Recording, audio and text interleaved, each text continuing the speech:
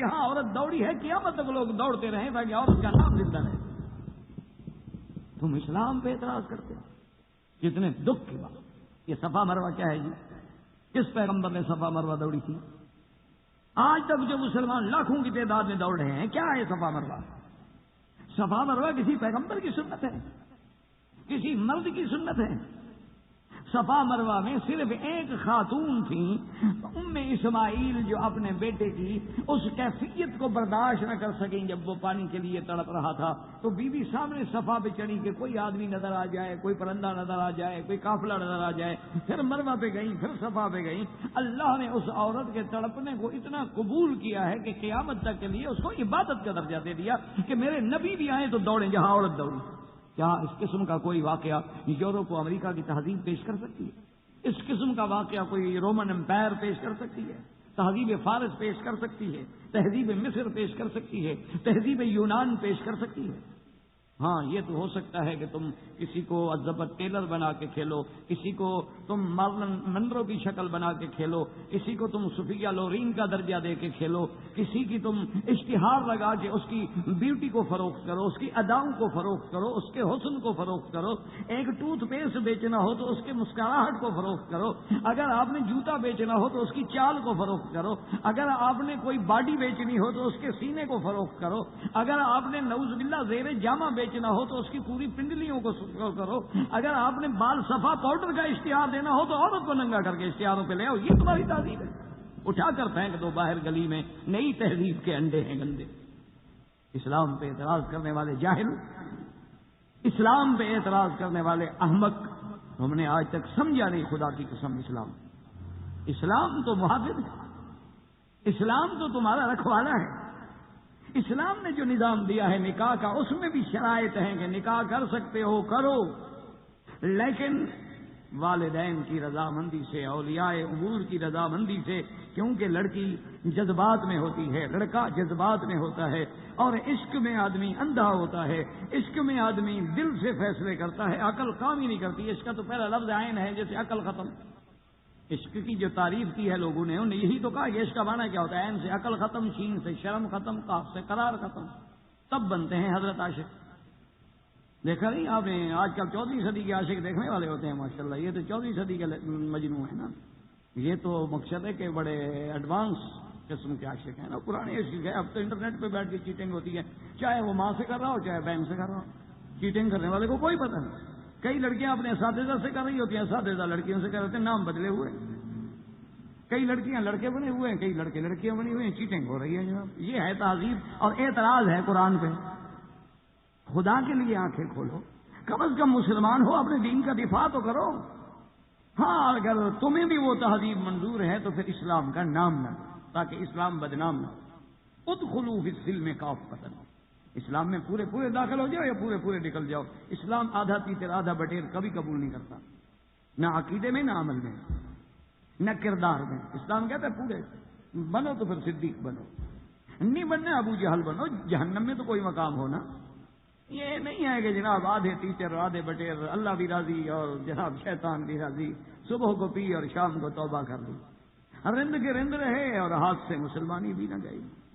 ہوٹلوں میں چلے گئے تو کہتے ہیں جی آدمی کو براڈ مائنڈڈ ہونا چاہیے.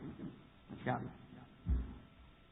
دیکھیں ہی کیا ہے گا لڑکی سے آپ کے نام نے کہا لڑکی تمہاری ہو، پھر پتہ لگے گا تم کتنے براڈ مائنڈڈ ہو. تم اپنی لڑکی کو لے آؤ، اس سے ہاتھ ملاتے ہیں، پھر میں دیکھوں گا نا کتنے وسیع القلب ہو تم. تو یہ بھی تو کسی کی لڑکی ہے نا بیچاری، جس پہ تم نے آنکھیں گاڑی ہوئی ہیں. یہ بھی تو کسی کی بہن ہے، یہ بھی تو کسی کی بیٹی ہے، اس کی بھی تو کوئی ماں ہے، اس کے دماغ میں بھی عفت و عزت کا خیال ہے. تو بہرحال اسلام جو ہے نا جی وہ کہتا ہے، حکم دیتا ہے کہ اگر نکاح کرنا ہے بالکل کرو، ضرور کرو، لیکن اپنے والدین، اپنے اولیاء امور کی رضامندی کے. ادھر اولیاء الامور کو حکم دیتا ہے کہ تم اور لڑکی پہ کبھی جبر نہ کرنا، اس کی اجازت لو.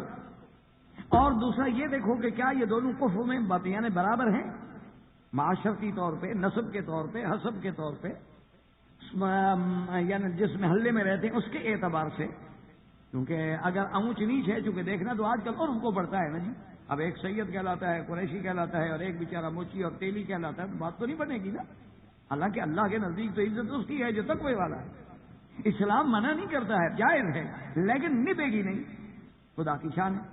اور اس کے بعد اسلام یہ کہتا ہے کہ نکاح کوئی چھپا ہوا کھیل نہیں ہے، یہ تمہارا کوئی اندرون پردہ بزنس کاروبار نہیں ہے، نکاح اعلان ہو، دنیا کو پتہ لگے کہ یہ نکاح ہے، ورنہ کیا پتہ، تاکہ کل اگر وہ آدمی تمہارے گھر میں آئے جائے، لوگ آتا دیکھیں جائیں، اس کو پتہ ہو، معاشرے کو، محلے کو، علاقے کو بھی یہ نکاح ہوا ہے۔ نکاح کے لیے باقاعدہ اعلان ہو، نکاح کے لیے باقاعدہ خطبہ ہو، نکاح کے لیے باقاعدہ شہود ہوں، نکاح کے اندر باقاعدہ صداق حق المہر کا تعین ہو، اور نکاح کرنے والے کی نیت جو ہے وہ نکاح دائمی ہو، یہ نہ ہو کہ وقتی طور پہ چلو یار 1 مہینہ 2 مہینے گزار کے چلے جائیں گے، چھوڑ دیں گے، کیا فرق پڑتا ہے، طلاق بھی تو دے سکتے ہیں، اسلام اس کو نہیں چاہتا، دیانتداری سے نکاح۔ اور ان تمام شرائط کے بعد اسلام یہ کہتا ہے کہ اگر رخصتی ہے تو رخصتی کے دن اگر گھر میں بچیاں جیسے گھر میں بیٹھ کے کچھ شیرے گا دیتی ہیں،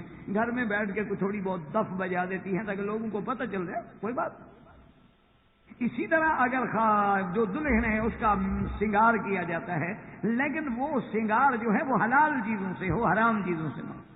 جیسے آج کل بہت ساری کریمیں ایسی ہیں جن میں اللہ معاف کرے اینیمل فیٹ کے نام پہ سور کی چربی بھی استعمال ہو جاتی ہے، اور جتنی مہنگی ہوتی ہیں اکثر انہی میں ہوتی ہے۔ شکر ہے بڑے آدمی پھنستے ہیں، ہم غریب جو ہے نا، ہم نے جو لائف بوائے لگانا ہے اس میں کون سی کریم ہونی ہے بھائی، ہم تو ڈیٹول والے لوگ ہیں نا، لائف بوائے والے لوگ، یا کپڑے دھونے والا صابن پکڑا نہا لیے، اس میں کیا ہوگا؟ یہ مرتے وہ ہیں جو ماشاءاللہ سب سے بڑا مہنگے قسم کے کاسمیٹکس خریدتے ہیں، الزبتھ آلڈن کی چیزیں خریدتے ہیں، اور کرسچین ڈائر کی اور ننریشی کی اور ان کی، وہ مرتے ہیں اللہ کی رحمت سے۔ ہم غریب پھر بھی محفوظ رہتے ہیں، اللہ کا بڑا شکر ہے۔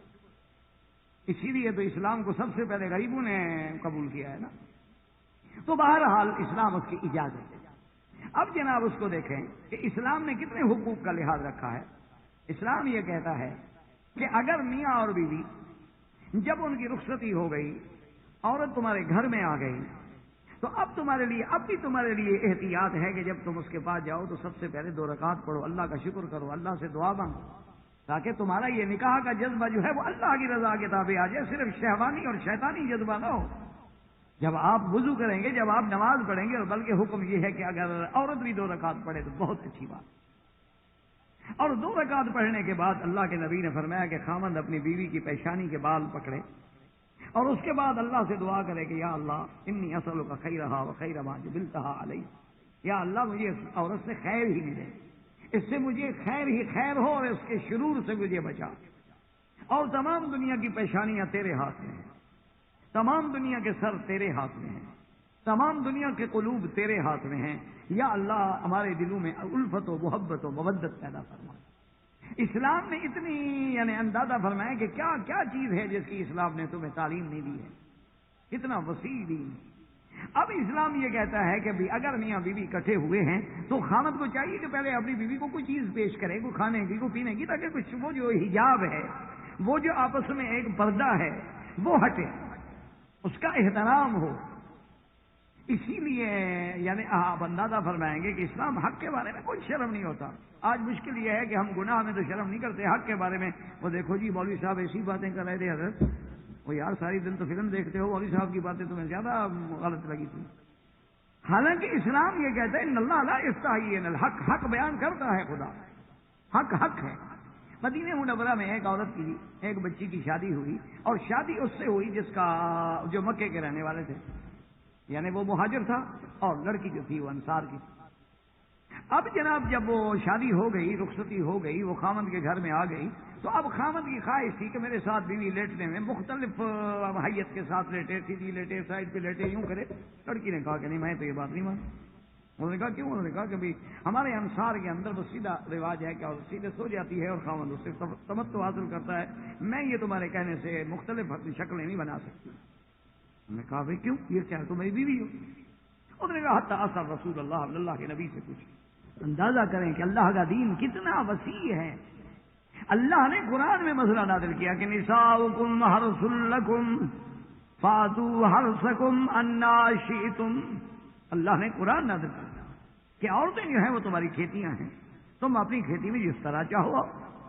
اور حضور پاک صلی اللہ علیہ وسلم نے اس آیت کے بعد احادیث مبارک میں تشریح کر دی، آپ نے فرمایا کہ آدمی میاں بیوی جس طرح بھی چاہے مل سکتے ہیں، انشاء مجبیتن، وہ اگر چاہے تو بیوی کو رکوع کی حالت میں کھڑا کر دے، سجدے کی حالت میں لٹا دے، وہ اس کو ایک طرف پہ لٹا دے، وہ اس کو الٹا کر کے لٹا، لیکن فی سمام واحد، خبردار صرف وہ جگہ استعمال کی جائے جہاں سے اولاد پیدا ہو۔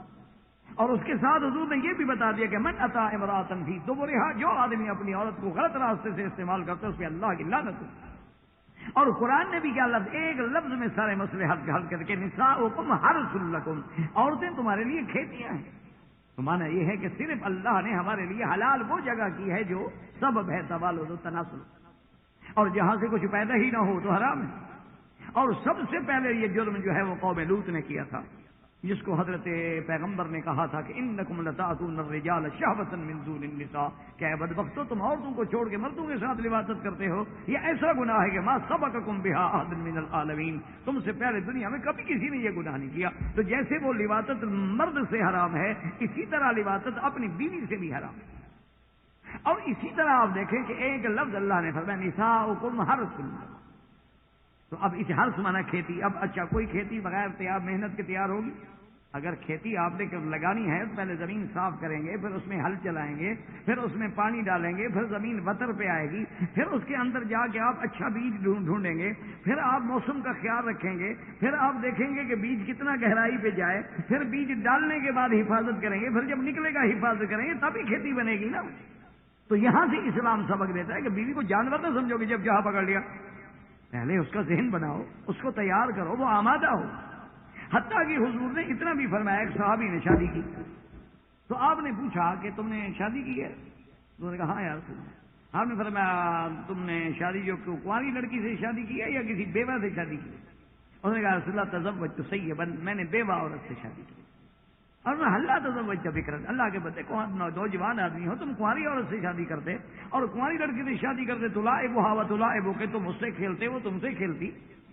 اور جو بیوہ عورت ہے بیچاری، اس کی تو خواہشات اور اس کی جوانی کا ایک حصہ گزر چکا ہوتا ہے، اب وہ جوانی تو ہے نہیں کہ اس میں وہ اثرات ہوں، تو اس نے۔ اور ایک جگہ حضور نے یہ بھی فرمایا کہ وللازارا ولعابها، تم نے کنواری لڑکی سے شادی کیوں نہیں کی تاکہ تم اس کا لعاب چوستے، وہ تمہاری زبان چوستی، ایک محبت ہوتی تم میں، یہ کیا تم نے ایک بیوہ عورت سے شادی کر لی؟ تو اس صحابی بھی بڑے سمجھدار تھے، اس نے کہا یا رسول اللہ ولی 7 اخوات، میری 6 بہنیں ہیں، میرا باپ مر گیا ہے، 6 بہنیں چھوڑ گیا ہے، اب اگر میں ایک اور کنواری لڑکی لے آتا تو وہ بھی تو میری بہنوں کی عمر کے برابر ہوتی، تو سارا دن آپس میں کھیلتے رہتے، میری بہنوں کی نگرانی کون کرے گا، تربیت کون کرے گا؟ میں نے اپنے بہنوں کی حفاظت کے لیے اپنے دلی جذبات کو قربان کر دیا، میں نے کہا کو پکی عمر کی عورت گھر میں لے آؤں جو میری بہنوں کو بیٹیاں بنا کے ان کی حفاظت۔ حضور نے بڑی دعائیں دی، حضور بڑے خوش ہوئے۔ آپ نے فرمایا اچھا تم نے اپنے جذبات کو اس لیے، لیکن اسلام اس کی اجازت دیتا ہے، حتیٰ کہ اسلام اتنی اجازت دیتا ہے کہ اگر میاں بیوی آپس کے اندر ہنس رہے ہیں، کھیل رہے ہیں، لیٹے ہوئے ہیں، یعنی مباشرت ہے یا ان کو بوس و کنار ہے، تو بعض فقہا نے لکھا ہے کہ رات کو نفل عبادت سے بھی اس میں زیادہ ثواب ہے، نفلیں پڑھنے میں اتنا ثواب نہیں ہوگا جتنا اپنی بیوی سے کھیلنے میں ثواب ہے۔ کیوں؟ انہوں نے کہا کہ نفل تو ایک فضیلت ہے نا، لیکن جب میاں بیوی خوش ہوں گے تو گناہوں سے تم بھی بچو گے اور وہ بھی بچے گی، تم بھی جہنم سے بچو گے اور وہ بھی جہنم سے بچے گی۔ اللہ تبارک و تعالیٰ نے اتنے زیادہ سے زیادہ یعنی کھل کے تمام مسائل پہ بیان فرمایا ہے کہ اچھا اسی طرح اسلام نے یہ بھی بتلایا ہے کہ تم کبھی عورتوں کو تانا دیتے ہو کہ جی لڑکی پیدا ہوتی ہے، لڑکی پیدا ہوتی ہے، لڑکی پیدا ہوتی ہے، اسلام کہتا ہے یہ کیا کہہ رہے؟ عورت کی مثال تو ہر سلکم ایک کھیتی ہے، بیج تو تم ڈالتے ہو، لڑکی ہو یا لڑکا ہو، یہ تو مرد کے اس جرثومے میں اثر ہوتا ہے، اس میں عورت کا کیا خطا ہے کہ تم عورت کو مجرم قرار دو؟ اور اگر لڑکی پیدا ہو، اسلام کہتا ہے کہ جب تمہارے گھر لڑکی پیدا ہو تو زیادہ خوشی مناؤ تاکہ تم یہود اور زمانہ جاہلیت کی مخالفت کرتا۔ کیوں؟ اگر لڑکیاں نہ ہوتی تو آپ کہاں سے پیدا ہوتے؟ اگر لڑکیاں ہی نہ ہوتی تو تمہاری بیوی کہاں سے آتی؟ اسلام نے اتنی عزت اور اچھا اس کے بعد اسلام نے ایک باقاعدہ باب ہے کہ خامند کے بیوی پہ کیا حقوق ہیں اور بیوی کے خامند پہ کیا حقوق ہیں، یعنی حقوق الزوج علی الزوجتی، یعنی خامند کے حقوق بیوی پہ، حقوق الزوجتی علی الزوج، اور بیوی کے حقوق خامند پہ کیا ہے۔ اسلام یہ کہتا ہے کہ سب سے بڑا عورت کی جو ذمہ داری ہے وہ اطاعت ہے، زوج کی فرما بردار، کہ اپنے خامند کی فرما بردار ہو، اور فرما برداری تمام امور میں اور خصوصاً مباشرت میں، یعنی اگر خاوند اسے اپنے خواہش نفسی کے لیے جماع کے لیے بلاتا ہے تو کبھی عورت انکار نہ کرے. ہاں الا بعذر، حیض میں ہے، نفاس میں ہے، مریضہ ہے، تکلیف میں ہے، ورنہ اس کو انکار نہ کرے. کیونکہ حدیث میں آتا ہے کہ اگر خامد نے اسے اپنی خواہش کے مٹانے کے لیے بلایا ہے فابت، اور اس نے انکار کیا ہے، تو ساری رات اللہ کے فرشتے اس عورت پہ لعنت کریں. اور اسلام نے اتنا عورت کو پابند کیا ہے کہ ولو علی کتب، حضور نے فرمایا کہ اگر مثلا دونوں اونٹ کے اوپر بیٹھے ہوئے ہیں، پہلے اونٹ میں شکدف ہوتے تھے اور شکدف اوپر بناتے تھے چھوٹے سے کمرے کی شکل میں، اور اس کے اندر سفر ہوتا تھا، اور اگر وہاں خاوند نے خواہش کی ہے تو لم تمنع، اس وہاں بھی انکار نہ کرے. اسی طرح حضور نے فرمایا ولو علی تنور، اگر وہ عورت تندور پہ کھڑی ہے، روٹیاں لگا رہی ہے، خاوند آ گیا، اس کی خواہش ہے، جذبات ہے، انسان ہے، تو فرمایا کہ وہ روٹی کو جلنے دے بجائے اس کے کہ اس کا خامن جا کے جہنم میں جلے. اسی لیے ہمیشہ یاد رکھیں، یہی وجہ ہے میرے عزیز کہ آج مسلمانوں کے بھی بہت سارے گھرانے، آپ نے دیکھا ہوگا کہ اپنا جو غلط قسم کی عورتیں ہیں، جو طوائفہ ہیں، جو کال گرل ہیں، جو فحاشی اور یعنی کی عادی، وہ تو بڑی خوش ہوتی ہیں، اور شریف لڑکیاں جو ہیں وہ گھروں میں تنگ ہوتی ہیں. وجہ کیا ہوتی ہے کہ وہ خاوند کے جذبات کو سمجھتی ہے اور اس کی خواہشات کو ہر وقت پورا کرتی ہے، اور شریف عورت جو ہے وہ اس چکر میں ہوتی ہے آپ کے گھر کی خدمت کرے گی، کھانا پکا دے گی، کپڑوں کا خیال رکھے گی، لیکن اس بات کے بارے میں وہ صحیح معنی میں اپنے خاوند کے حقوق ادا نہیں کرتی، جس کی وجہ سے دراڑیں پڑ جاتی. اللہ کی بندی یہ نہیں سوچتی کہ بھئی روٹی تو ہوٹل پہ بیٹھ کے بھی وہ کھا سکتا ہے، کپڑے تو لانڈری پہ بھی دھلوا سکتا ہے. اصل تو بیوی کا معنی یہ ہے کہ یہ اس کے حقوق جو ہے کسی اور سے ادا نہیں ہوتے. اگر صرف اسی بات کا عورت خیال رکھے تو 90% گھرانے جو ہیں وہ ٹوٹنے سے بچ جائیں. اور اسی طرح اسلام نے یہ حکم دیا ہے، میرے آقا نے کیسی پیاری بات فرمائی، فرمایا کہ وہ عورت من صلت خمسن، جو 5 وقت کی نماز پڑھے، اور حفظت فرجہا، اپنے شرمگاہ کی حفاظت کرے، وَأَطَاعَتْ بَعْلَهَا، اور اپنے خاوند کی اطاعت کرے، فرمایا جنت کے جس دروازے سے چاہے جنت میں داخل ہو جائے. تو خاوند کے حقوق میں ایک تو ہے مطلق فرما برداری، ایک ہے برائے مباشرت فرما برداری، اور ایک ہے اس کے مال اور عزت کی حفاظت کی ذمہ داری، کہ جب آدمی باہر جائے تو اس کے مال کی بھی وہ ذمہ دار ہے، اس کے گھر کی بھی ذمہ دار ہے، اس کی عزت کی بھی بات. اسی لیے حضور نے فرمایا صلی اللہ علیہ وسلم اذا رأتها سرتها، کہ خاوند کی جب نظر پڑے بیوی پہ تو خوش ہو جائے. وَإِذَا غَابَ عَنْهَا، اور جب خاوند غائب ہو جائے حفظتها، اس کے مال کی اور عزت کی محافظ بن جائے. وَإِذَا أَمَرَهَا أَطَاعَتْهَا، اور جب خاوند کوئی حکم دے تو فوراً اس کی تعمیل کرے. اسی لیے آپ حیران ہوں گے کہ پہلے دور میں جن عورتوں کو اللہ نے صحیح دین دیا تھا، صحیح اسلام دیا تھا، صحیح ایمان دیا تھا، تعلیم اسلامی دی تھی، تو بڑی بڑی اولیاء اللہ عورتیں، یعنی بی بی رابعہ بصریہ کے برابر کی عورتوں کا یہ عالم تھا کہ روزانہ شام کو غسل کر کے، میک اپ کر کے، کپڑے پہن کے اپنے خاوند کے پاس آتی اور پوچھتی حل لک فی حاجۃ، کیا آپ کو میری ضرورت تو نہیں ہے؟ اگر خاوند کہتا ہے تو ٹھیک ہے، ورنہ جا کے پھر نماز پڑھتی، عبادت کرتی اور اپنے حقوق عبادت نافلہ میں وقت گزارتی. اسی لیے اسلام نے عورت کے لیے اتنا خاوند کا حق رکھا ہے کہ عورت کوئی نفلی روزہ نہیں رکھ سکتی جب تک خاوند اجازت نہ دے. کیوں؟ کہ خاوند کی خواہش ہو جائے گی جی میں روزے کے ساتھ. اسی طرح اسلام کی اجازت کے بغیر عورت پر یہ خاوند کا حق ہے کہ اس کے گھر میں کوئی آدمی داخل نہ ہو الا باذن زوجہا، جب تک کہ خاوند کی اجازت نہ ہو اس کے بغیر کوئی آدمی اس کے گھر میں نہ آئے. یہ بھی خاوند کے حقوق میں سے ایک حق. اور اسی طرح عورت کی ذمہ داری یہ بھی ہے کہ گھر کے امور ہیں، کھانا ہے، پکانا ہے، اسی طرح اس کے بچوں کی حفاظت ہے، بچوں کا سنبھالنا ہے، بچوں کا رضا ہے، دودھ ہے، پلانا ہے، یہ ساری ذمہ داریاں ہیں اور اس میں عورت کی ذمہ داری ہے، شرعاً لازم ہے. اسی لیے آپ دیکھیں گے بی بی فاطمہ الزہرا رضی اللہ تعالی عنہا نے خود جا کے بی بی عائشہ سے عرض کیا کہ میں تو گھر کے کام کر کر کے اب اتنا تھک گئی ہوں کہ میرے ہاتھوں پہ داغ پڑ گیا، میری پشت پہ داغ پڑ گئے ہیں، پانی بھر بھر کے مشکیزہ پشت پہ ڈال کر. مہربانی کریں حضور صلی اللہ علیہ وسلم سے عرض کریں کہ جب کوئی یہ بانی آ جائے تو ایک بانی ہمیں بھی دے یا ایک خادم ہمیں دے دیں، گھر کے باہر کے کام سنبھال لے. تو اس سے اندازہ کریں کہ گھر کا کام کرنا بھی عورت کی ذمہ داری ہے، ورنہ حضور فرماتے تھے کہ فاطمہ آپ پر کوئی ذمہ داری نہیں، گھر کے کام. اسی طرح بی بی اسماء فرماتی ہیں کہ میں اپنے خاوند کے حفاظت، اپنے خاوند کا کھانا بلکہ میرے خامد کے جو اونٹ ہوتے تھے ان کے لیے گٹھلیاں تیار کرنا، چارہ تیار کرنا، ان کو ڈالنا، یہ بھی میری ذمہ داریوں میں شامل ہے۔ تو اس لیے اللہ تبارک و تعالیٰ نے